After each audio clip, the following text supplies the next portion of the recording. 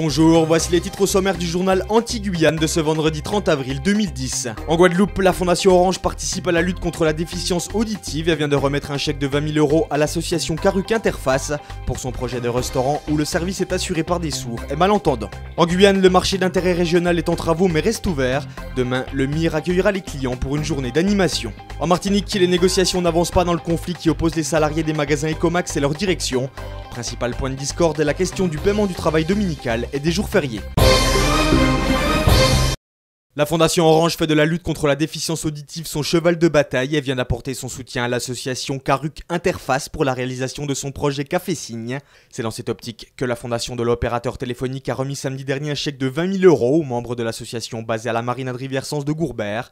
Un don opéré en présence de Christine Kelly, la marraine d'un projet de restaurant où le service est assuré par des sourds et malentendants. L'occasion de combattre l'isolement auditif et de contribuer à une insertion sociale optimale, selon le directeur régional de France Télécom Orange, Philippe Roclor. Ce projet rentre exactement dans l'une des actions, l'un des cadres de la Fondation, puisque là on s'occupe de déficience auditive et donc ça permet à cette association de pouvoir monter ce café qui, au-delà de la possibilité d'insérer des jeunes malentendants, est vraiment la possibilité de créer un lien entre les malentendants et les entendants.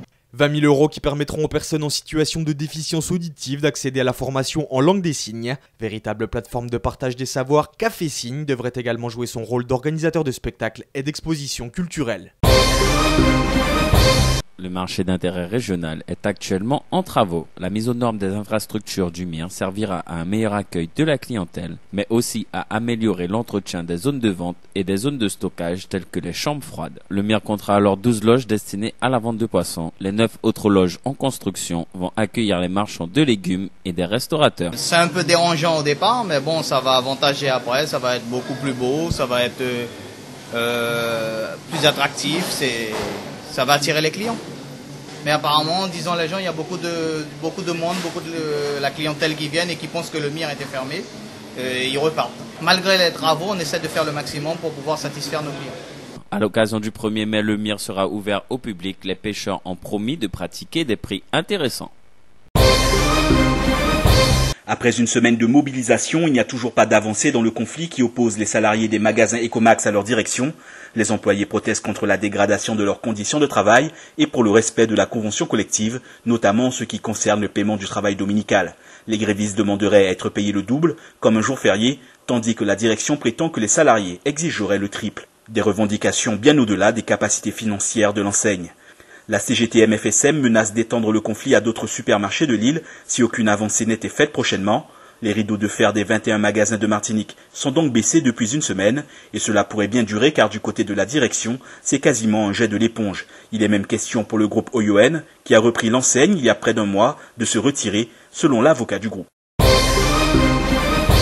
La grève reconductible de 24 heures menée par une intersyndicale au centre hospitalier universitaire de Fort-de-France a sonné une nouvelle fois le début des discussions âpres entre la direction et les agents. Les conditions de travail et surtout la situation précaire de centaines de contrats occasionnels mobilisent les syndicats depuis plusieurs semaines.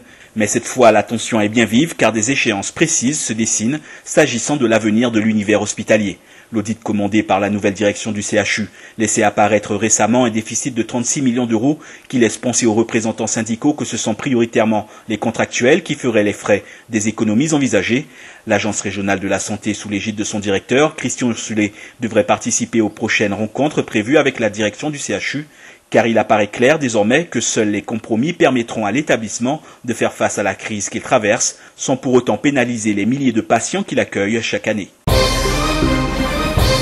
Présentation officielle du meeting international d'athlétisme de la Grande Caraïbe région Guadeloupe ce matin au Gosier. À l'occasion de sa 6e édition, la compétition sportive qui se déroule samedi au stade de Bémao rassemble un large panel d'athlètes qui se sont illustrés lors des Jeux Olympiques de Pékin ainsi qu'au Championnat du Monde de Berlin. Le meeting fait désormais partie intégrante du calendrier de préparation d'athlètes de classe mondiale, tels que les Jamaïcains Steve Mullings et Leron Clark, les Américains Sean Crawford et Dwight Phillips, sans oublier Guillermo Martinez en provenance de Cuba. Côté français, les espoirs de médailles reposeront notamment sur Martial Mbandjok sur 100 mètres et sur la Guadeloupéenne Johanna Danois sur 200 mètres. La compétition débutera par les épreuves régionales et la cérémonie d'ouverture est prévue à 18 h avant le début des hostilités programmées à 19 h. Le titre de champion de Guyane change de main. Le Signe remportait hier soir une 3e victoire qui crucifie l'ASC Tours. L'objectif des joueurs du Signe était d'en finir après leur défaite de la veille. Ils arrachent la victoire en imposant un basket plus posé que celui de la Tour sur le score de 79-64. Le rendez-vous est déjà pris pour l'année prochaine. On écoute Jean-Luc Jazan, président du Signe. On a été courageux, les joueurs ont été héroïques. Je crois qu'en une équipe de la Tour, il faut le faire quand même. Ce n'est pas n'importe quel adversaire. Mais on va poursuivre le chemin avec la même abnégation, avec le même courage, avec la même envie. Hier soir, du côté de la Tour, il y a eu un manque de confiance et de lucidité. Bon, sur ce match-là, le Signe était meilleur, donc ils méritent leur titre. Nous, on a laissé passer nos chances les 2 premiers matchs. Donc maintenant, voilà quoi.